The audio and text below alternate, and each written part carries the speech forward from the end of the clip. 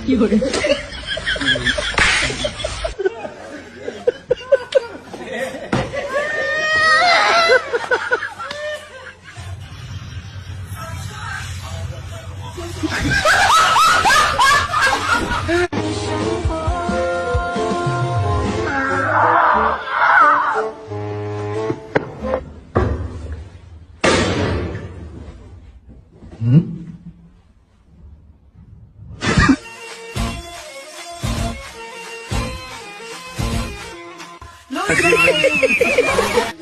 Somebody once told me the world is gonna roll me.